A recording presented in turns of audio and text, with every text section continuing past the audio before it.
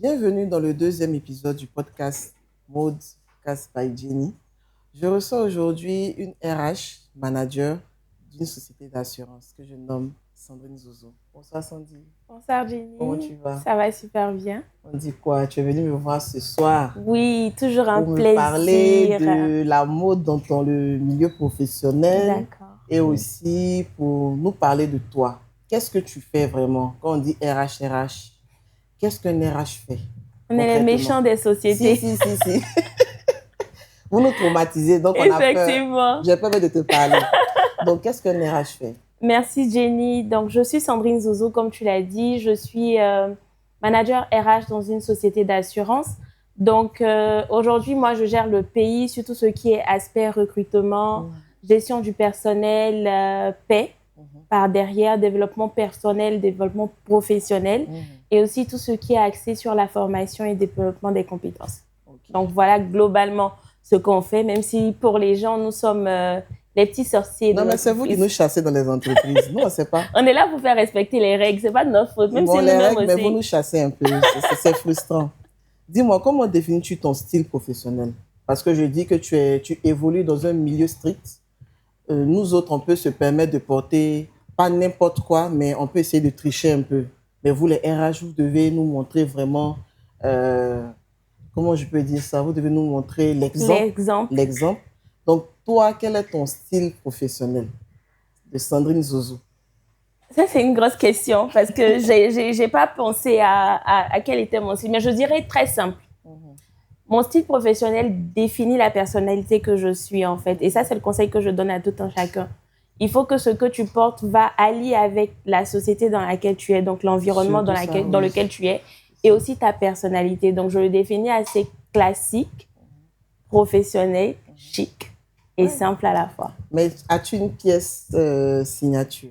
Oui, le blazer. Le blazer. Oui. Le blazer, je veux dire, quel blazer? Le blazer classique noir ou le blazer avec différentes matières? Alors, différentes matières, ça dépend de l'occasion.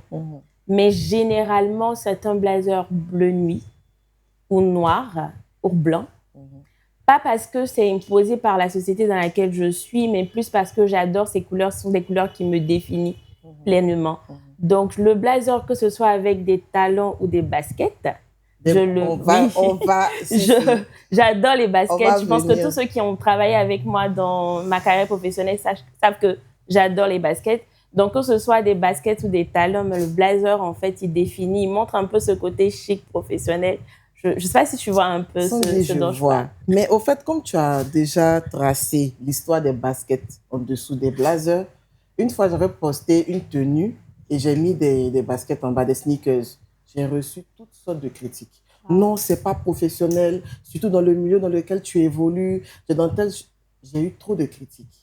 Et j'ai vu même que tu avais commenté en bas pour dire non, elle peut porter ce qu'elle veut en fonction du milieu dans lequel elle évolue. Effectivement. Ici, je peux dire en Afrique, les gens sont un peu, je veux dire, renfermés côté mode. Donc, on ne peut pas se permettre n'importe quoi, au fait. Effectivement. Tu vois? Mais là, toi, tu dis que tu te permets de porter des sneakers en bas des blazers. Effectivement. Mais que penses-tu de ce style de vêtements? Je dis toujours que c'est la personne qui porte le vêtement qui met en valeur le vêtement. On a beaucoup de préjugés en Afrique sur les tenues parce qu'on se dit, quand on évolue dans un environnement comme l'audit ou la banque, il faut rester classique dans les tenues parce que vous avez attrait à aller voir des clients. On se dit, quand on évolue dans d'autres domaines, si on peut dire comme ça, il y a certains aspects. Donc déjà, avant de pouvoir aborder quelque chose sur ta tenue vestimentaire, il faut connaître l'environnement dans lequel tu es. Il y a des environnements qui sont assez classiques en fait. Très classiques, on ne permet même pas de porter des baskets ou de porter d'autres tenues que le blazer. Comme le milieu bancaire. Comme le milieu bancaire, où il y a même des couleurs spécifiques qui te disent que tu ne peux pas porter ce genre de couleur, tu ne peux pas porter ce genre de couleur. Mais comme je le dis, c'est tout le monde qui définit la manière de porter. Moi, j'ai porté de l'afro pendant un long moment en entreprise et j'avais tendance à entendre que non, l'afro fait sale. Oui. Et je n'ai jamais eu cette remarque-là parce que je savais comment porter mon afro. Donc, c'est la manière dont tu présentes ta tenue qui va montrer le côté chic, en fait, du truc. Donc, les blazers, je ne suis pas juste les blazers encore, les sneakers ou les baskets, j'ai aucun problème avec cela, mais ça dépend de comment tu le portes et quel genre de sneakers tu portes en bas de ta veste. Parce que c'est pas toutes les sneakers aussi on porte en bas des vestes. Il y a des baskets qui sont faites pour aller au sport, il y a des baskets qui sont faites pour porter sous des vêtements. Donc, il faut savoir choisir tes baskets en fait. On ne porte pas tout en bas de tout. C'est une très belle transition après ma question que je dois te poser. C'est comment adapter son style à un environnement professionnel. D'accord. En tant que RH. D'accord. C'est-à-dire, s'il y a un nouveau qui vient avec, par exemple, si c'est dans le milieu de l'audit, comme tu l'as dit, il vient à un entretien d'embauche, par exemple. Il ne porte pas de veste. Il vient juste avec une chemise, un pantalon de tissu. Est-ce que tu vas lui reprocher de ne pas avoir mis une veste avec une cravate, vraiment une tenue bien soignée pour l'entretien? Comment adapter son style à un environnement professionnel? D'accord, merci Jenny. Tu sais, je dis toujours que quand on veut aller dans une entreprise, on se prépare pour cela. Claire. Généralement, quand tu décides d'aller dans une entreprise, tu as tendance à savoir qu'est-ce que l'entreprise veut en termes de dress code, en termes de politique d'entreprise et tout. Et tu t'adaptes en fonction. Mais il ne faut pas trop faire. On a tendance à avoir des gens en entretien qui viennent parce qu'on a dit on porte veste, ils vont porter les trois vestes, les gilets par balle pour nous impressionner. Mais ça ne nous impressionne pas, en fait, ça nous choque, limite. Donc, il faut savoir où tu vas. Où tu vas. Donc, quand tu sais où tu vas, tu sais automatiquement comment adapter ta tenue pour un entretien d'embauche. Ouais. Personnellement, je ne porte pas trop d'attention sur la tenue pour les entretiens d'embauche. Mais ce n'est pas parce que je ne porte pas trop d'attention que je vais porter des tapettes pour venir à l'entretien. Parce que j'en ai vu. Ah bon? Oui, ah oui. Ah oui. Des tapettes? Des tapettes. Non. C'est poussé. Les gens ont poussé. Ils ont poussé le bouton un peu trop loin. Donc, il faut savoir l'entreprise dans laquelle tu pars et puis trouver le juste milieu. Parce que il y a cet adage qui dit qu'on chasse le naturel et revient au galop. Tu n'as pas l'habitude de porter des vestes. Tu vas porter les vestes pendant l'entretien, mais au fur et à mesure que ça va évoluer, ça ne va pas passer parce que tu n'as pas l'habitude de porter ça. Et on va se rendre compte dans ta manière de t'habiller que ça ne passe pas. Donc, ce qui est important de faire, c'est déjà, comme je le dis, connaître l'environnement dans lequel tu vas, savoir qu'est-ce qui est, comme on dit ça en français, allowed, sorry. Les anglophones. Comment on dit ça en français? Les anglophones, quelque chose qui est autorisé. D'accord. Qu'est-ce qui est autorisé dans le milieu dans lequel tu pars? Et puis trouver le juste milieu qui ne va pas trop loin de ta personnalité, mais qui est aussi quelque chose qui est correct en entreprise.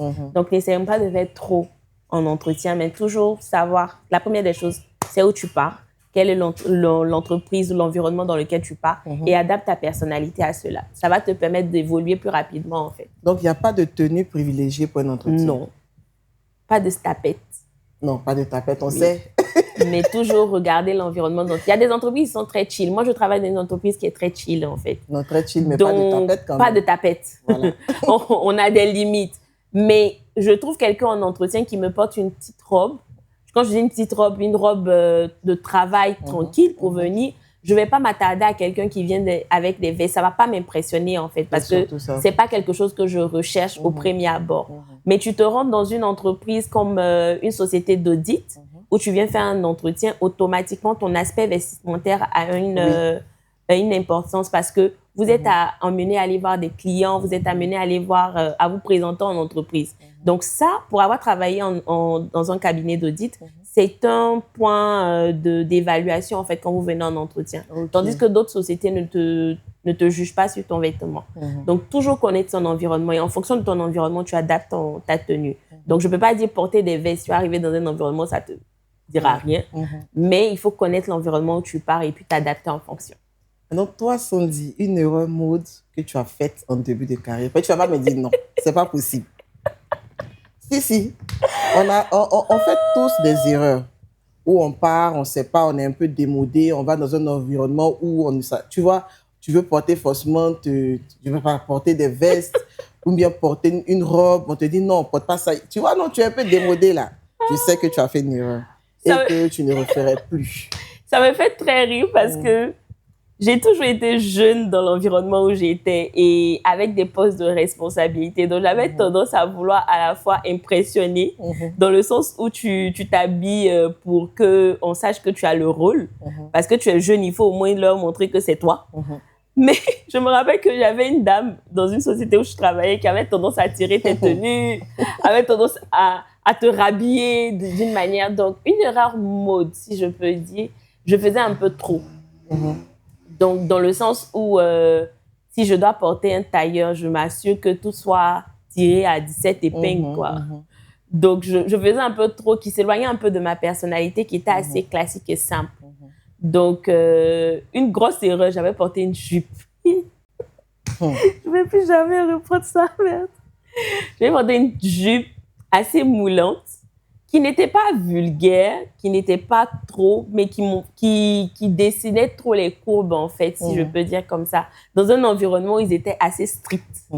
Donc, je me rappelle qu'on m'a même donné un foulard pour mettre sur moi, pour l'attacher. Okay. Je suis restée à mon poste tout au long de la journée. Je ne me suis plus déplacée parce que j'avais moi-même honte. Pourtant, quand je me sortais de la maison, là, quand je me suis regardée dans le miroir, j'ai dit, Sandrine, tu déjà aujourd'hui. Mais déjà même m'a dépassée. Mais dis-moi, quel est le meilleur conseil mode que tu aies reçu? C'est-à-dire, comme tu l'as dit, on t'a donné le foulard, non, ne porte plus ça. Mais quel est le meilleur conseil mode que tu aies reçu durant toute ta carrière de RH? D'accord. Je dirais mon mentor m'a dit une fois d'être simple. Elle m'a dit d'être simple et moi-même. Bon, après, c'était pas dit de la sorte, mais c'était plus des petits conseils qui étaient donnés et un partage d'expérience où elle m'a dit d'être simple et moi-même. Donc, je me rappelle que c'est quelque chose qui m'a beaucoup touchée dans le sens où je me suis dit simple et moi-même, qu'est-ce qui me définirait et resterait assez professionnel. Donc, j'ai su tirer mon épingle du jeu dans le sens où je cherchais plus à faire trop. Je cherchais à faire chic, mes classes et moi. Donc, c'était toujours le juste milieu, en fait, dans tout ce que je faisais. Et ça, elle m'a dit cela tant sur la tenue vestimentaire que sur beaucoup de choses, en fait, que je faisais. Donc, moi, c'est le meilleur conseil que j'ai reçu. Rester simple et soi-même. Ça. Mais et la place de la mode dans ton quotidien? Parce que moi, je te vois, je te connais, on ne va pas dire qu'on ne se connaît pas. Je vois que tu portes beaucoup de tenues de créateurs aussi. Effectivement. OK. Donc, je sais que la mode a vraiment une place dans ton quotidien. J'aimerais savoir comment tu fais les choix, par exemple, des tenues, des stylistes, selon ton milieu, le milieu dans lequel tu évolues. Parce qu'on ne peut pas tout porter aussi, les tenues des stylistes, on connaît. Mais comment tu fais ton choix? Je me dis ça va au coup d'œil, en fait, directement. Je suis quelqu'un qui a une certaine confiance en soi et qui se connaît elle-même. Elle a confiance en elle. OK. J'ai une grande confiance en moi. C'est quelque chose que beaucoup de personnes me disent et que moi-même, je sais. Parce que j'ai nourri cette confiance en moi. Donc, tactiquement, je me connais très bien. Donc, je sais ce qui va passer, je sais ce qui ne va pas passer.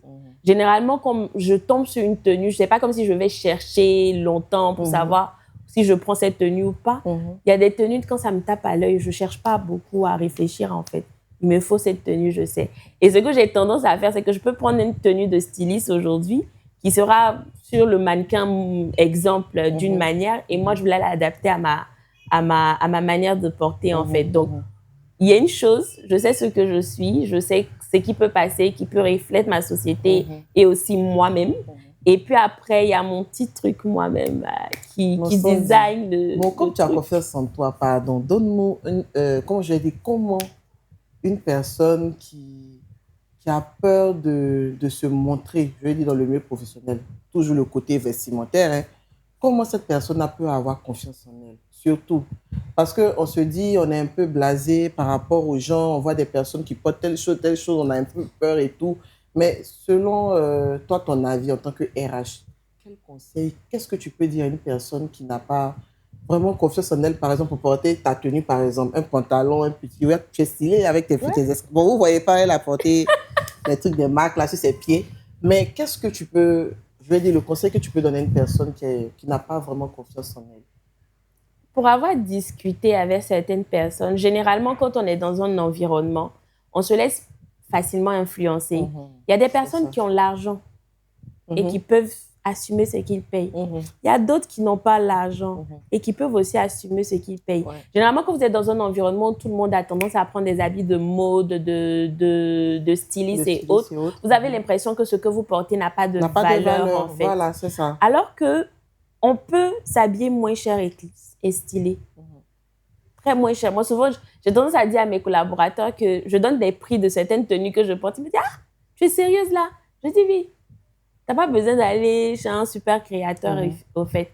Ce qui est important de savoir, c'est que ce que tu as, personne là. Ce que tu as, personne là. Chacun est unique, au fait. Chacun est unique. Et dans une société, en fait, c'est comme un puzzle. Chaque personne a sa particularité. Et juste pour cela, en fait, tu es unique en ton genre. Ne cherche pas à recopier l'autre. Certaines personnes qui ont de l'argent, qui peuvent s'acheter des tenues de marque, vont même t'envier pour ce que tu es en train de porter, qui est peut-être à un prix... souvent même habit 500, ça fait le show. Aïe, tu vois. 1000 francs, Donc, chemise 1000 francs. Moi, ce que je dirais aux gens, c'est on est tous uniques, en fait. On est tous uniques. Moi, j'ai appris à avoir confiance en moi. Parce que au cours de ma carrière, il y a eu des personnes qui m'ont descendu, qui m'ont fait regretter, en fait, d'avoir choisi la carrière dans laquelle j'étais. Mais j'ai réussi, en fait, à overpass tout ça et à prendre confiance en moi. Comment je l'ai fait? Peut-être que si vous partez sur ma plateforme, RH sans tabou, vous saurez comment je suis arrivée à me surpasser, à avoir confiance en moi. Mais ce que je comprends, et même en dehors du monde de travail, hein, même dans le monde dans lequel nous vivons, chaque personne est unique. Connais ta valeur, tu vas exploser. Tu vas exploser, en fait. Souvent, moi, je me regarde, j'ai plein de quotes dans ma maison qui te disent tu es belle, tu vas surpasser ce que tu fais, tu vas les choquer, tu peux aller encore plus loin que ça, tu es amazing. Parce qu'en fait, c'est des petits trucs qu'on ne te dit pas certainement, que tu aurais voulu entendre de X ou de Y. Mais dis-le toi-même. Comme de toute façon, je te dis, j'ai porté ma jupe moulante. Moi, il était sapé. C'est pas parce qu'on m'a donné le pain qui n'était pas sapé que je suis sortie de leur coin, j'étais encore sapée. Je me sentais pas. Mais parce que je développais cette petite partie de moi. Donc, toute personne est unique. Dis-toi que tu es unique et que les personnes, en fait, qui sont au-devant de toi, ceux qui te critiquent, ils sont jaloux. Elle a parlé. En tout cas, merci Sandy. C'est vraiment très instructif ce que tu as dit. Et surtout pour la confiance en soi. Parce que de nos jours, les gens regardent beaucoup autour d'eux avant d'agir, avant de faire quoi que ce soit. Mais quand tu as ta confiance en toi, tu as confiance en soi, pardon, tu peux tout faire. Effectivement. Tu peux tout faire. Merci beaucoup, Sandy. Et merci, Jenny. Merci d'être venue. Merci de m'avoir invitée. C'est un plaisir. En tout cas, on va te rappeler parce que... Il n'y a pas de souci. Tu as les vrais conseils. Toujours disponible. En tout cas, c'est la fin de notre deuxième podcast, de notre deuxième épisode de podcast. Merci et à la prochaine. Bye. Tu dis pas bye à mes... Bye bye. Merci.